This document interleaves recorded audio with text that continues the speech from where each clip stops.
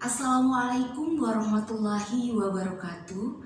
Selamat pagi, salam sejahtera buat kita semua.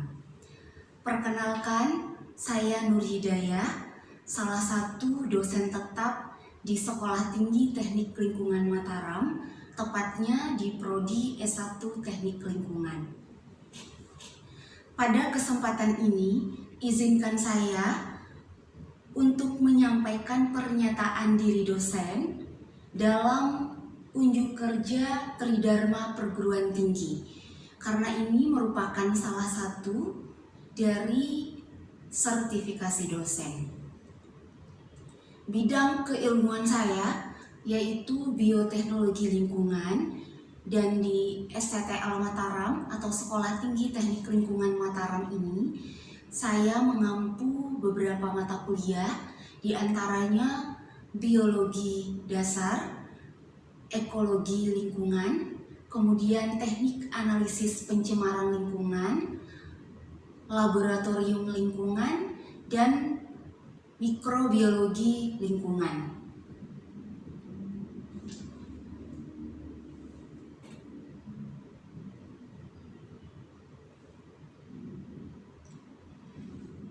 Izinkan saya untuk menyampaikan gambaran perkuliahan dari mata kuliah mikrobiologi lingkungan. Mikrobiologi lingkungan merupakan salah satu mata kuliah wajib di program studi S1 Teknik Lingkungan Sekolah Tinggi Teknik Lingkungan Mataram yang diperuntukkan untuk semester 2 dengan bobot SKS 2 SKS.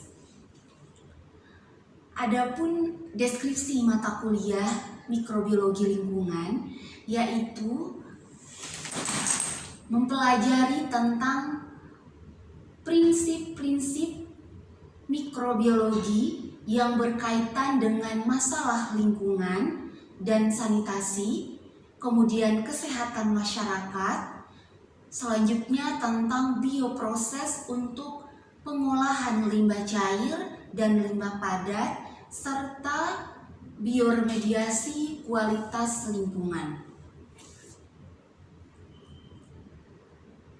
Adapun capaian pembelajaran pada mata kuliah mikrobiologi lingkungan yaitu yang pertama, mahasiswa mampu mengaplikasikan konsep dasar mikrobiologi dalam hubungannya dengan pengendalian pencemaran lingkungan di dalam bidang teknik lingkungan.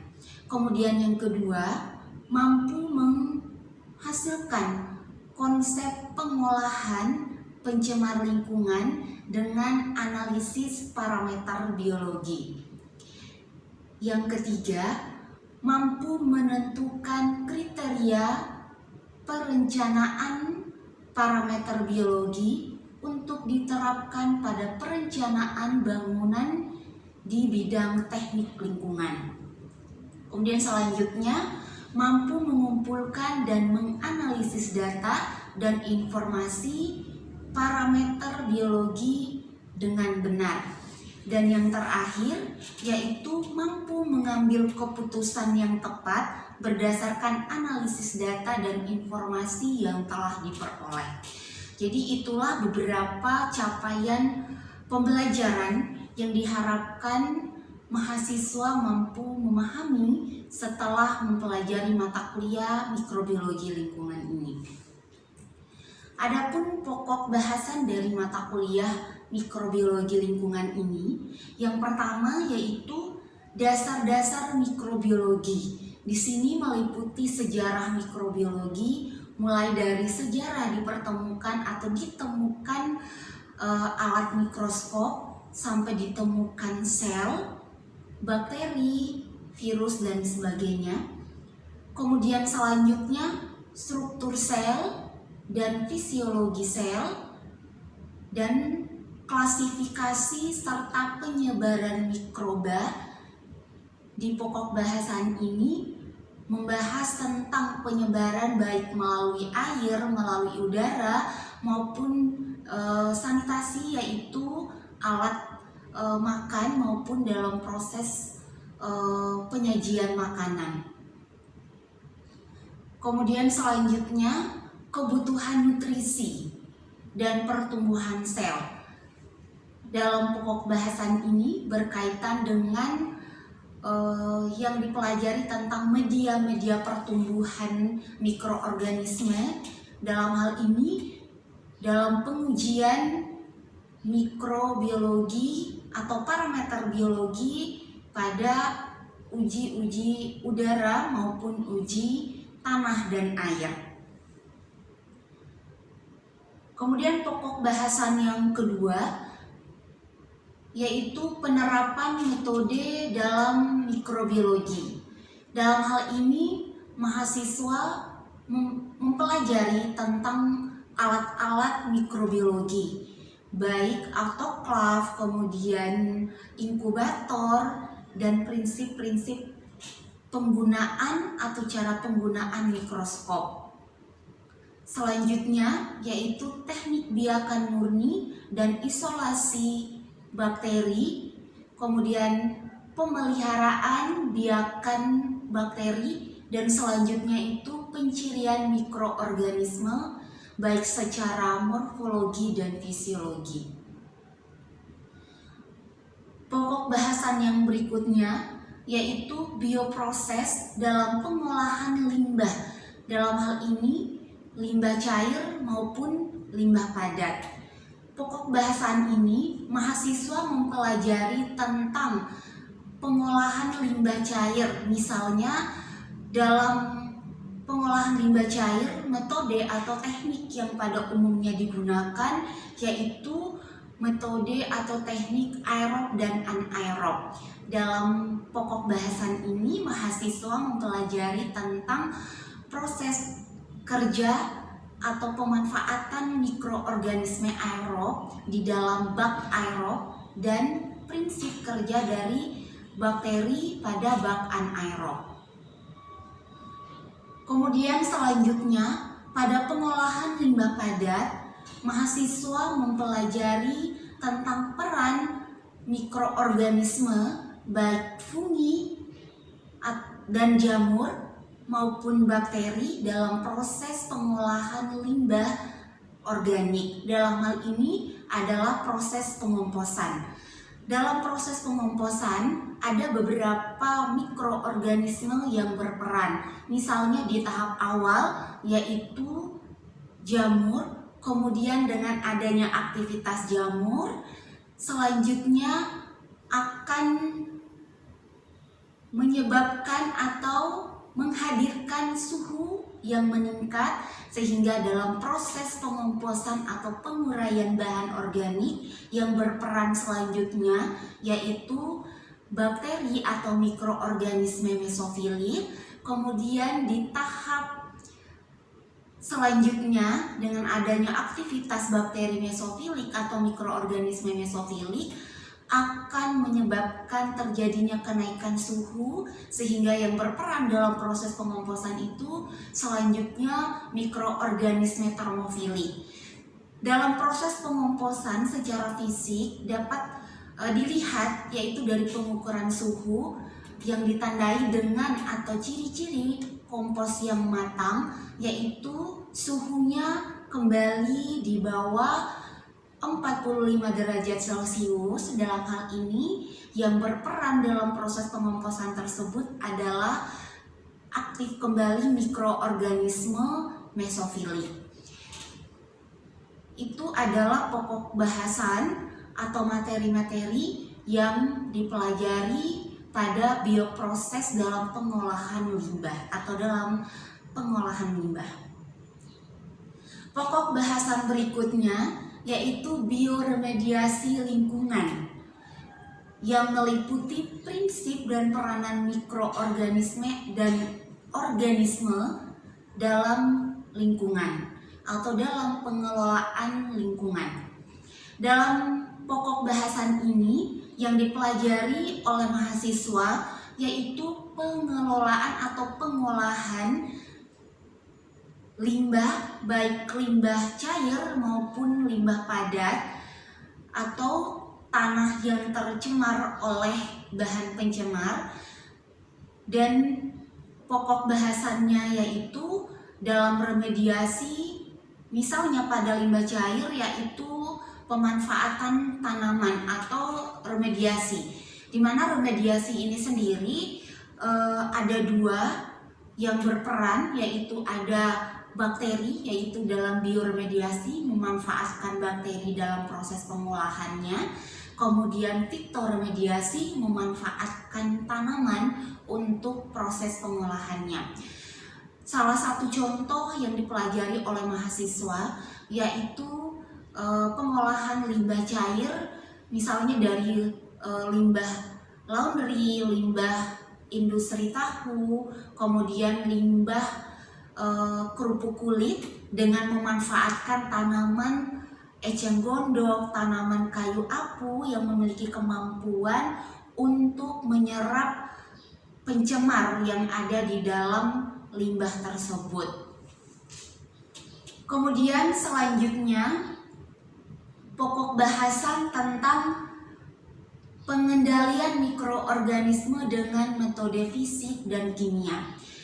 Dengan metode fisik yaitu dengan suhu, salah satunya proses alami dalam proses pengolahan limbah, dalam proses pengolahan air bersih yaitu dengan suhu. Kemudian selanjutnya yang berkaitan dengan pengendalian mikroorganisme secara kimia. Dalam hal ini berkaitan dengan proses pengolahan atau pengolahan limbah cair. Setelah tadi misalnya dalam bioproses itu memanfaatkan atau teknik yang digunakan adalah aerob dan anaerob, di bab terakhir atau di proses pengolahan terakhir itu yaitu penambahan bahan kimia yang bertujuan untuk mengendalikan mikroorganisme yang telah digunakan atau telah dimanfaatkan dalam penguraian limbah di bab sebelumnya, agar tidak terjadi pencemaran oleh mikroorganisme yang telah dimanfaatkan tadi ketika limbah tersebut dimanfaatkan kembali, misalnya untuk proses penyiraman atau aplikasi ke tanah ataupun pada pemanfaatan lainnya. Kemudian selanjutnya yaitu pengukuran pencemar mikroba dengan berbagai pendekatan mikrobiologi. Dalam hal ini mahasiswa melakukan praktikum mikrobiologi lingkungan, yaitu pengukuran pencemaran mikroba, yaitu uji total koliform dan kolitinja, kemudian menguji bakteri udara. Di mana di uji total koliform ini biasanya mahasiswa menguji sampel air limbah, misalnya di IPAL ada di inlet dan outlet IPAL, kemudian misalnya di air sungai itu menguji koliform dan kolitinja. Kemudian selanjutnya bakteri udara atau bakteriologis udara. Mahasiswa melakukan praktikum yaitu di dua lingkungan, yaitu lingkungan di dalam ruangan dan di luar ruangan. Untuk di dalam ruangan sendiri, mahasiswa melakukan uji bakteriologi udara yang ada di ruangan perkuliahannya. Kemudian mahasiswa di tiap tahun itu melakukan praktikum yang berbeda-beda di tempat yang berbeda-beda.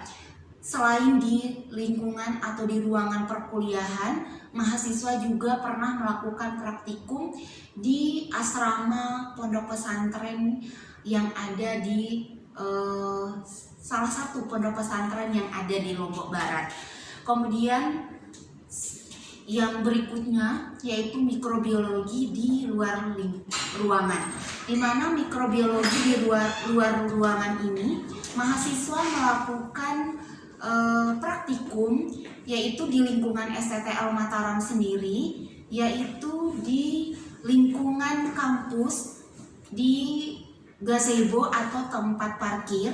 Kemudian selain itu mahasiswa juga pernah melakukan praktikum di lingkungan TPA, yaitu pemukiman masyarakat yang ada di sekitar lingkungan TPA yang ada di Lombok Barat.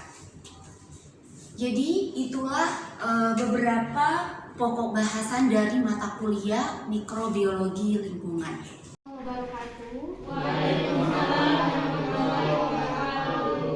Jadi praktikum hari ini yaitu tentang pembuatan media. Nah di sini tujuannya yaitu agar mahasiswa dapat membuat media untuk pertumbuhan mikroorganisme, misalnya bakteri atau jamur. Seperti apa lagi? Ekologi. Nah bahan kalau untuk uji total koliform itu yang pertama itu adalah LBDS, 3FMDA dan BDLB. Yang pertama itu kita melihat dari jumlah sampel. Nah berapa sampel yang kita uji? Berapa sampelnya? Dari kemarin sampel yang 3. Sampel apa saja? Limbah tahu, dan TPI. Laundry, tahu, dan TPI. Ya sungai satu. BDS-nya itu menggunakan 3 tabung reaksi. Khusus untuk satu sampel ini kita fokus pada satu sampel. Di mana pada satu tabung reaksi ini berisi masing-masing 10 mili sampel LBDS, 10 media LBDS, bukan sampelnya tapi media. Ini isi jumlah media LBDS 30 mili. Nah ini yang kita butuhkan untuk satu sampel. Nah kemudian selanjutnya, nah ini baru kita menentukan jumlah mili medianya. Nah sekarang sampelnya media ini dalam bentuk bubuk. Nah dalam bentuk bubuk ini berapa mili aqueous yang kita butuhkan dan berapa gram media yang kita butuhkan. Nah itu yang kita hitung dengan cara yang pertama itu adalah kita melihat jumlah LBSS. Nah LBSS di sini per liternya itu adalah 13 gram. LBSS ini 13 gram per liter. Nah rumusnya itu adalah jumlah gramnya yang ini, kemudian gram per liter kali mili media yang kita butuhkan. Itu apa tuh? Liter. Yang Elson 1 liter berapa mili? Aulia berapa mili dalam 1 liter? 1000. Terus tadi kita butuhnya berapa? 30. Nah ini untuk satu, karena dalam ruangan ini ada 4 sampel, maka 30 kali 4. Nah 30 kali 4 sama dengan 120. Jadi di sini totalnya adalah coba hitung 1,56 gram. Jadi inilah media yang kalian timbang. Jadi 156 gram, 100,56 gram dalam air dalam aqueous 120 mili, kemudian dihomogenikan, nanti digunakan hot press sampai dia mendidih, baru disterilkan. Bisa dipahami cara perhitungannya? Nah sekarang untuk LBDS di sini per liternya itu adalah 39 gram. 30. Berapa jumlah LBDS yang dalam satu sampel? Jumlah media yang dibutuhkan dalam satu sampel 30. Aqueous 120 mili, kemudian dihomogenikan, nanti digunakan hot press sampai dia mendidih, baru disterilkan. Bisa dipahami cara perhitungannya? Nah sekarang untuk LBDS di sini per liternya itu adalah 39 gram. 30. Berapa jumlah LBDS yang dalam satu sampel? Jumlah media yang dibutuhkan dalam satu sampel 30. Kemudian kalikan 4, 120. Jadi jumlah media yang dibutuhkan 120 mm. Nah sekarang coba Elson hitung berapa jumlah medianya dengan rumus yang seperti ini. Pak bumbu, Pak bumbu. 39.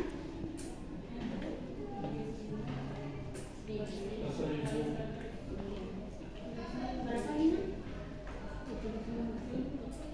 39. Udah. Patna. Gram. KF. KF. Oke, udah bisa dipahami? Bisa. Dan nanti soalnya itu hitunglah media. Nanti sampelnya nanti soalnya itu dia. Assalamualaikum warahmatullahi wabarakatuh. Kami dari kelompok 4 akan mempresentasikan hasil dari uji total coliform dari sampel limbah laundry.